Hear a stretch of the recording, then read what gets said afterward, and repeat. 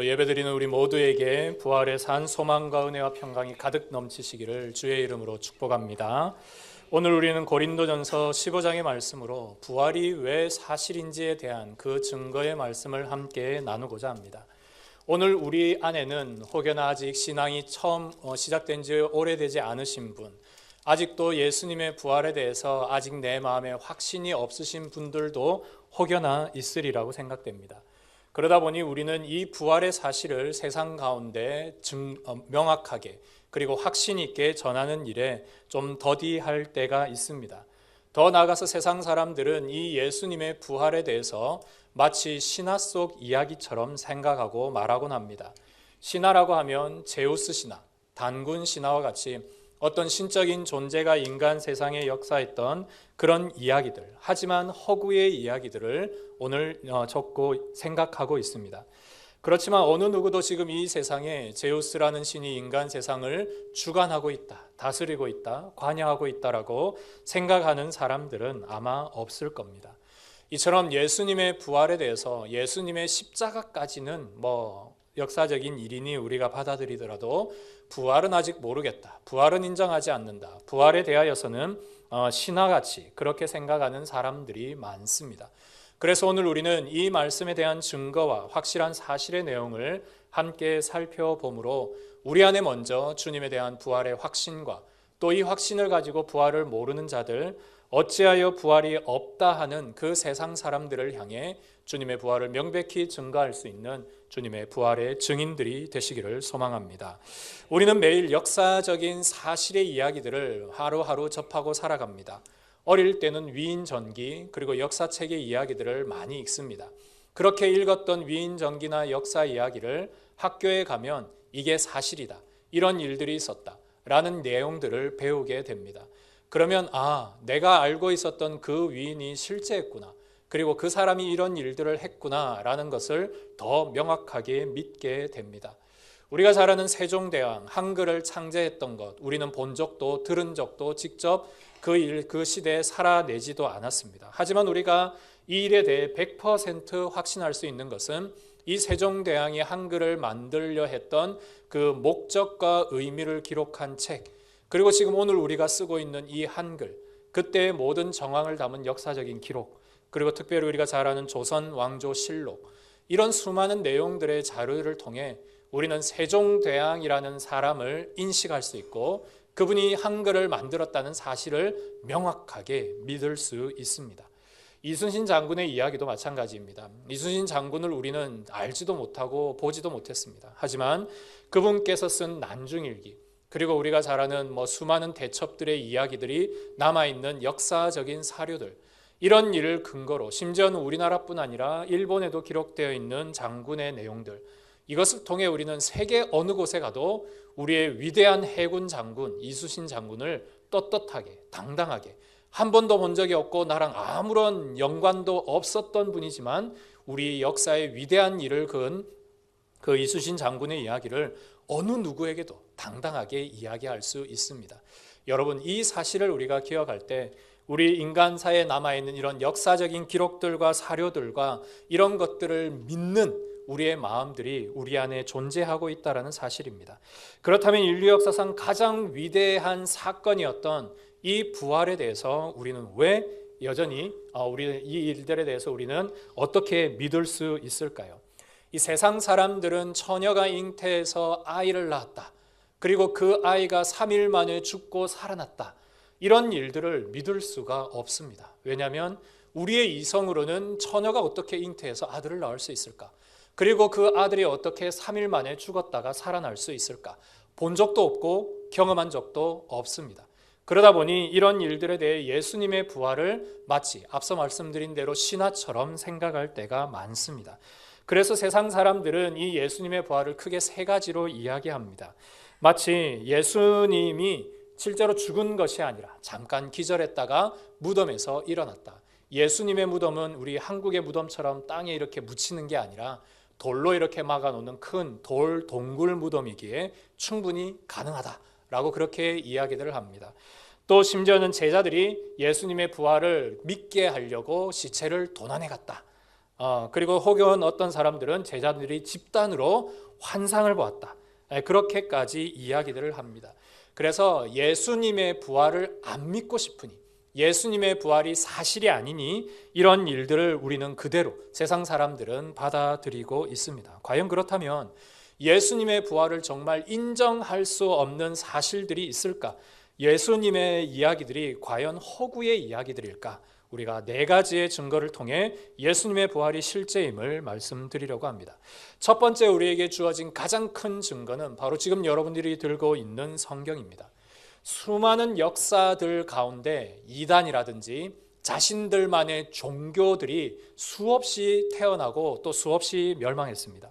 수많은 경전들이 있었고 수많은 신전들이 있었지만 이런 모든 것들이 거짓임이 밝혀지면 불과 50년, 100년을 채 넘지 못하고 이 모든 게 사라져버립니다. 그런데 지금 여러분들과 제가 들고 있는 이 성경책, 구약의 역사만 4,000년, 신약의 역사만 2,000년, 도합 6,000년이 넘는 시간의 이야기가 기록되어 있습니다.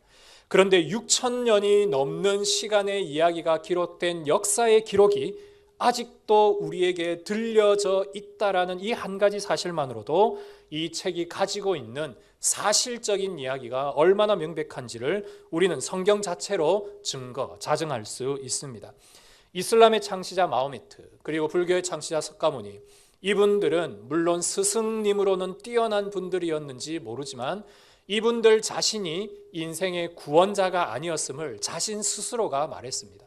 이들이 말한 것은 이 인류의 모든 섭리 가운데 흐르는 인간의 삶, 인간의 생명, 인간의 죽음이라는 모든 것들이 있는데 이 모든 일들 중에 내가 곧 그 가운데 길이라고 말한 사람은 없습니다.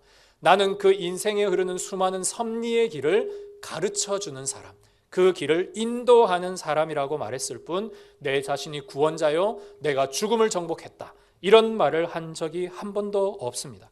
하지만 예수님은 당당하게 말씀하시죠. 내가 곧 길이다, 내가 곧 진리다, 나로 말미암지 않고는 아버지께로 갈 수 없다, 내가 곧 생명이다, 내가 곧 부활이다, 이렇게 말씀을 하십니다.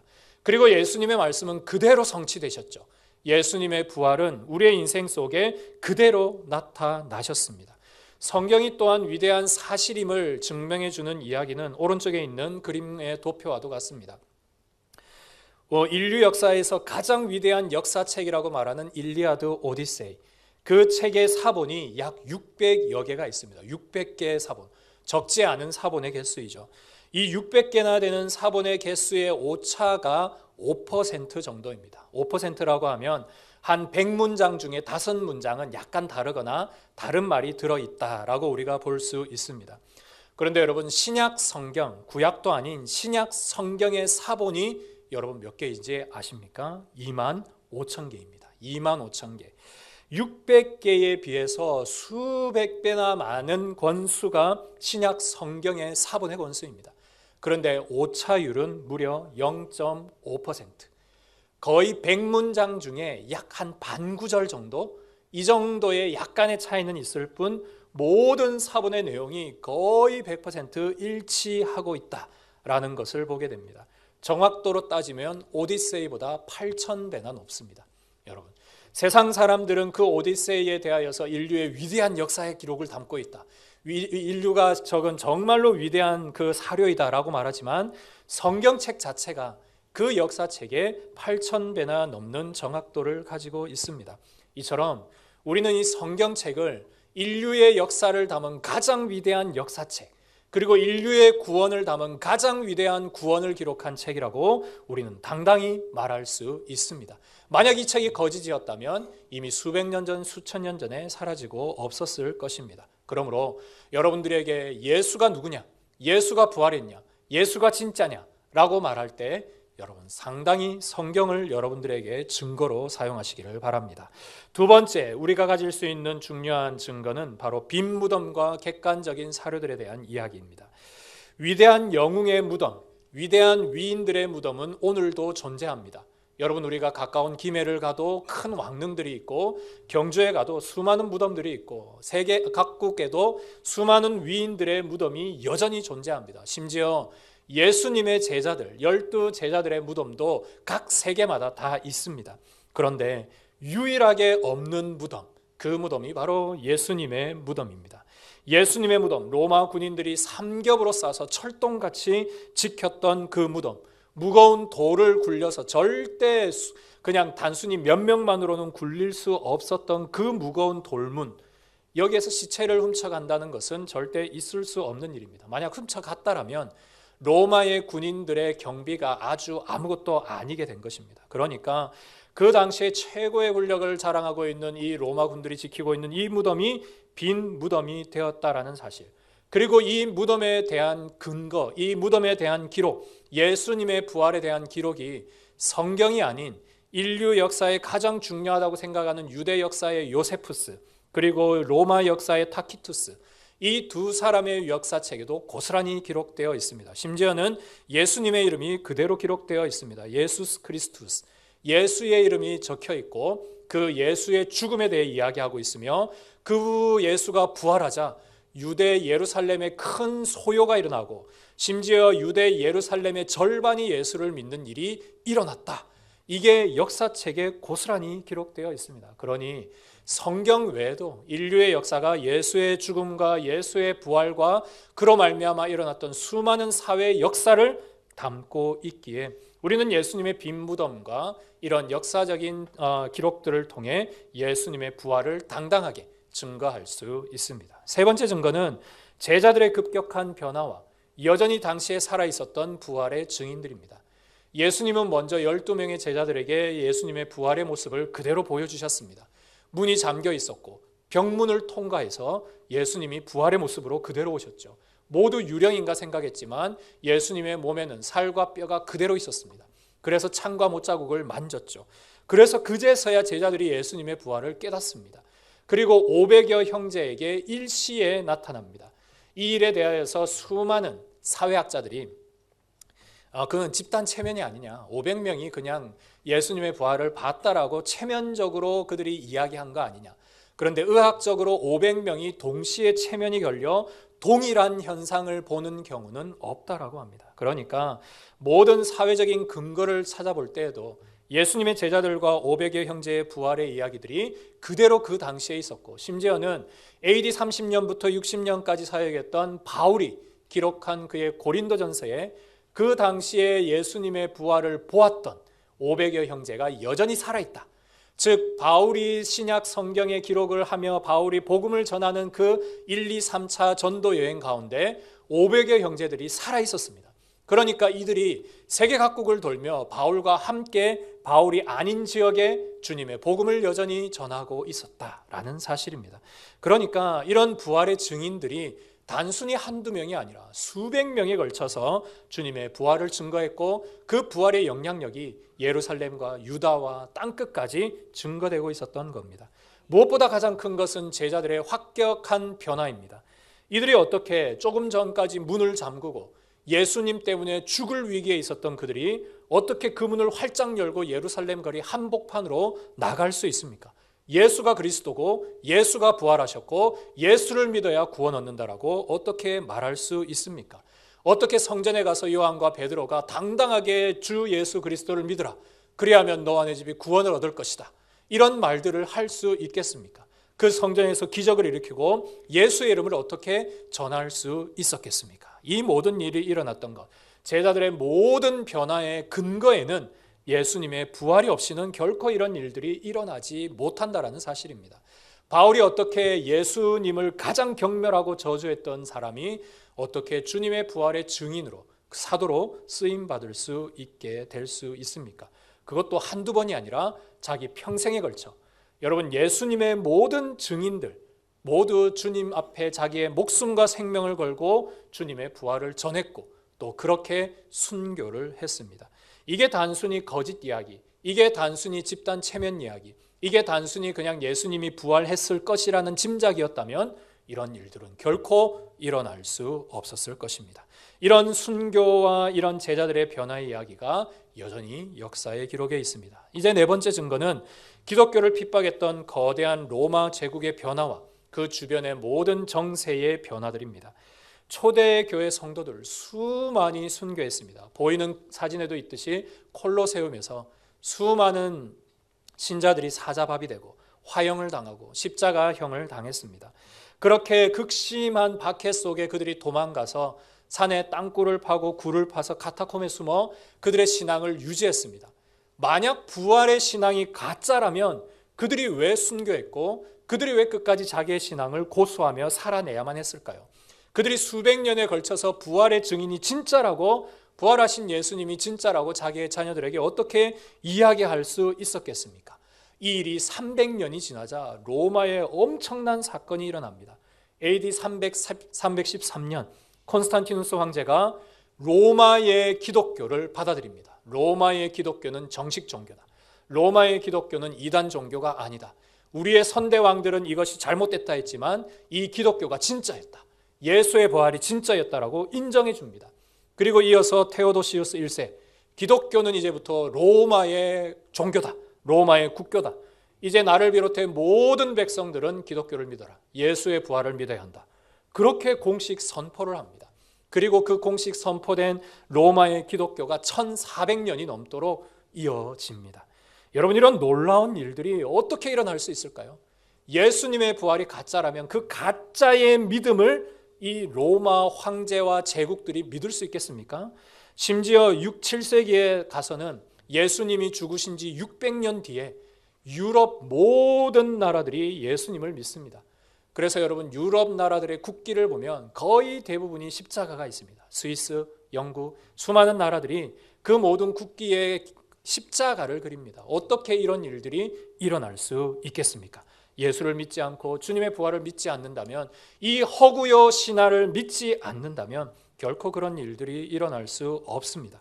그러기에 오늘 우리는 이 네 가지의 증거를 통해 예수님의 부활이 명백한 사실이며 신자의 부활일 뿐 아니라 전 세계를 살리는 놀라운 구원의 이야기임을 우리는 믿음으로 받아들이게 됩니다.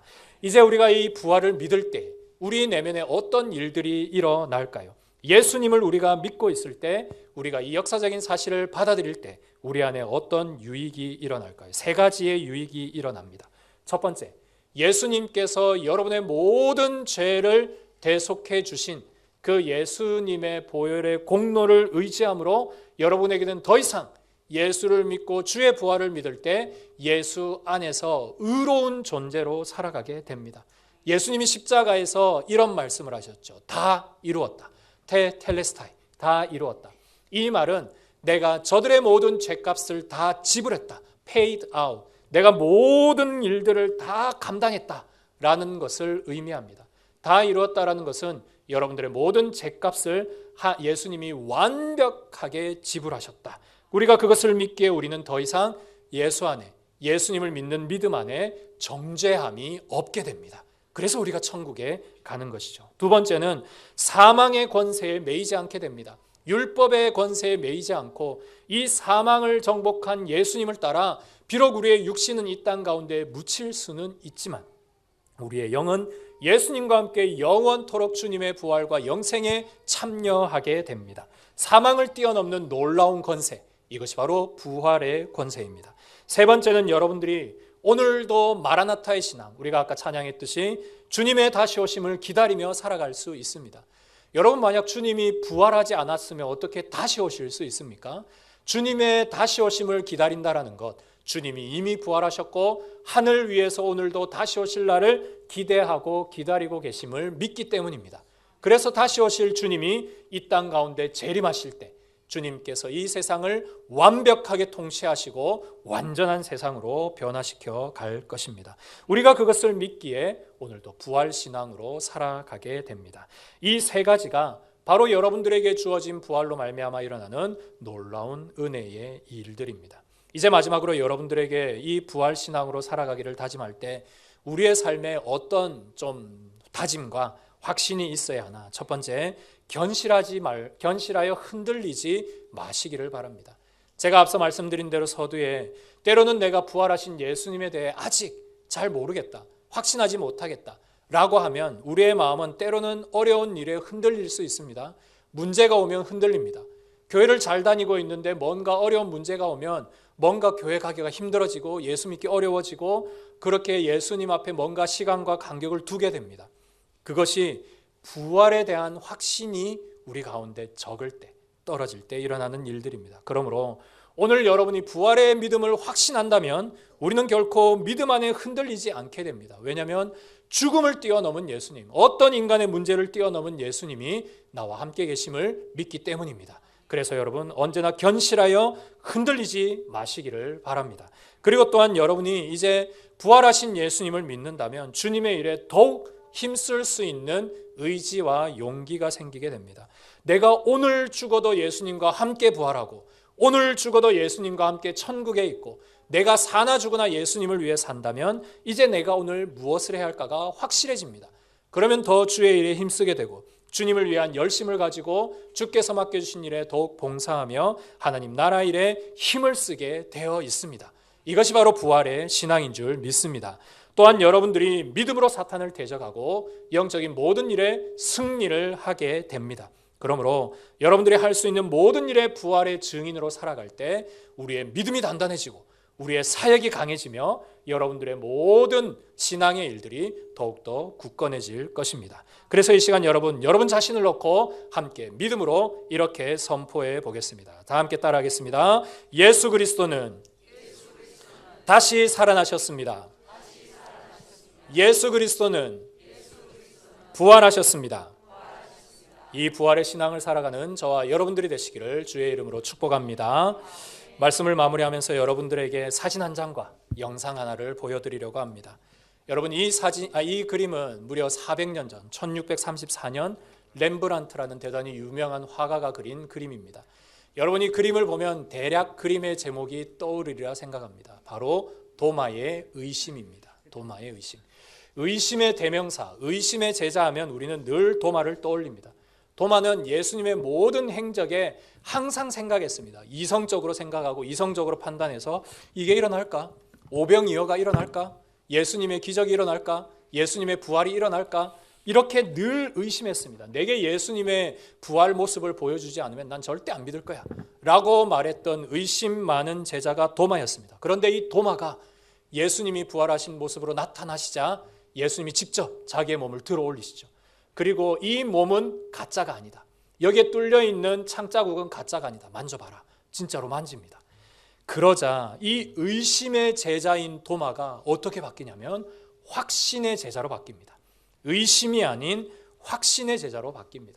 그리고 이 순간부터 도마는 자기가 죽는 날까지 이 부활을 증거하러 다닙니다. 그래서 그 부활을 경험하기 전까지는 의심으로 가득하고 이성으로 가득하고 생각으로 가득했던 이 도마가 오직 부활의 증인으로 살아가서 예루살렘에서 수천 킬로나 멀리 있는 인도까지 갑니다. 인도. 우리나라에서도 인도도 먼데 예루살렘에서 인도는 더 멉니다. 그 인도까지 가서 주님의 복음을 전하다 그 인도 현지인들에게 순교하게 되는데 예수님처럼 똑같이 순교합니다. 창에 찔려서. 그렇게 순교를 하게 됩니다. 인도 남부 첸나이 지역에 가면 이 도마의 무덤이 고스란히 남아 있습니다. 여러분, 이처럼 우리가 부활을 믿기 전에, 부활을 경험하기 전에, 부활을 확신하기 전에는 우리 안에도 여전히 이게 맞나? 이런 생각이 들 때가 있습니다. 세상 사람들은 더 말할 수 없죠. 부활은 가짜야. 부활은 허구야. 부활은 신화야.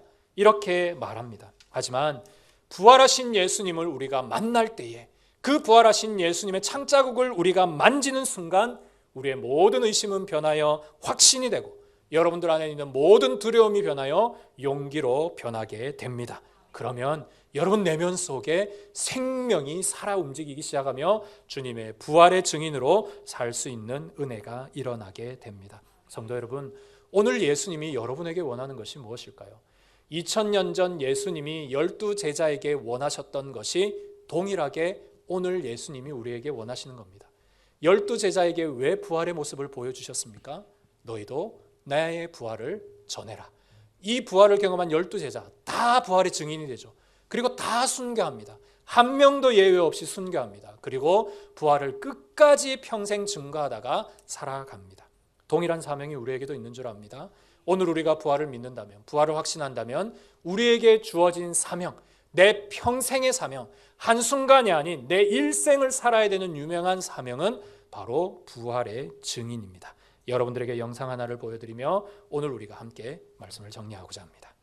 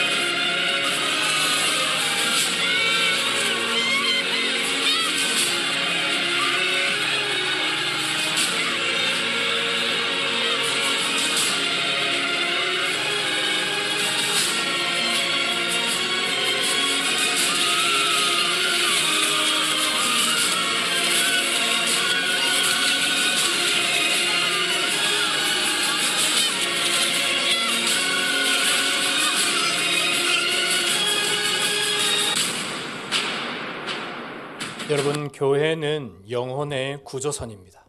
우리가 영혼을 구원하기 위해 오늘 이렇게 모여 있습니다. 그래서 이제 여러분들과 함께 하려고 하는 일이 있습니다. 다음 그림은 우리가 5월 31일에 우리가 하나님 앞에 이렇게 영혼을 감당하는 그 영혼의 축제를 함께 준비하려고 합니다. 바로 오이코스 축제인데요.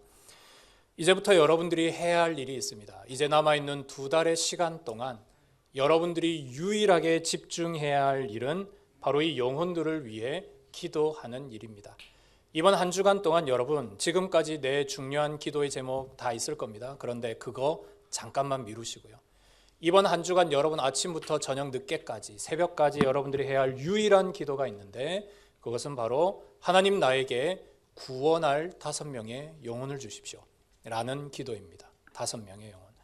여러분들의 가족, 여러분들의 지인, 여러분들의 친구, 이웃, 내 정말 사랑하는 내 동료, 이런 여러분들에게 있는 5명의 영혼을 위해 이번 한 주간은 다른 것 생각하지 마시고, 다른 것 기도하지 마시고, 하나님 이 영혼을 내게 붙여달라고 그것만을 위해 기도하십시오. 그리고 오늘 정신식사 후에 목장 모임할 때 그걸 나누십시오.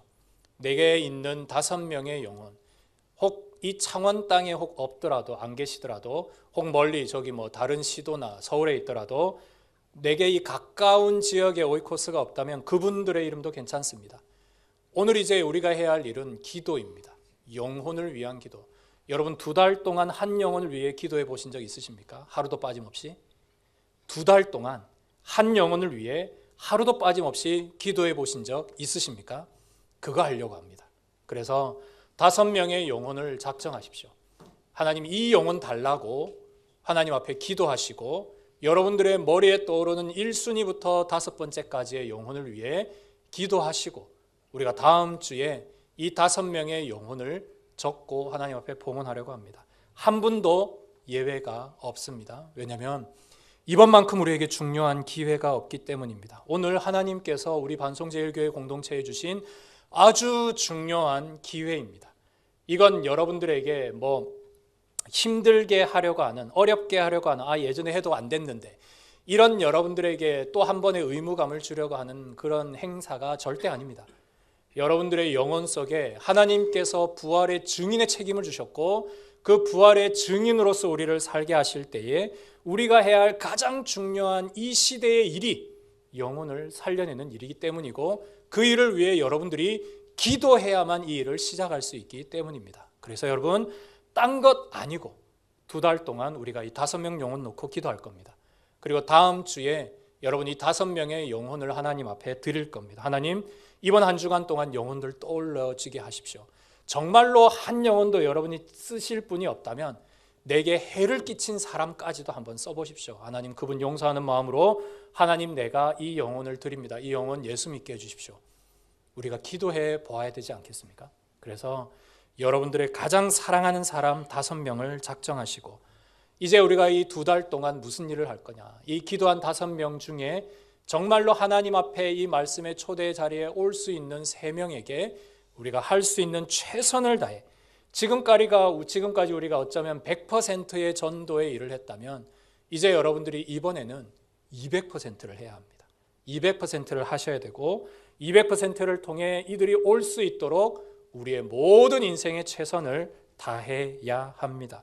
어쩌면 그들의 인생의 마지막이 될 수 있습니다. 여러분, 내가 만약 그들을 위해 기도해 주지 않고 내가 만약 그를 인도하지 않으면 그 평생에 단 한 번도 복음을 듣지 못할 수 있고, 그들이 단 한 번도 교회 오지 못할 수 있습니다.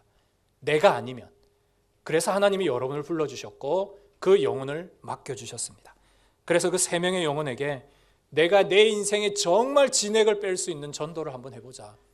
이게 이번의 일이고, 그래서 우리가 마지막 5월 31일이 되었을 때 하나님 내 옆자리에 이 영혼 한 명을 꼭 데려올 수 있도록, 이 영혼 데려와서 하나님 함께 예배 드릴 수 있도록, 이 영혼 데려와서 하나님 한번 말씀 듣고 구원 얻을 수 있도록 은혜를 달라고, 여러분 이 영혼 붙여달라고 우리가 함께 이 일을 진행하려고 합니다.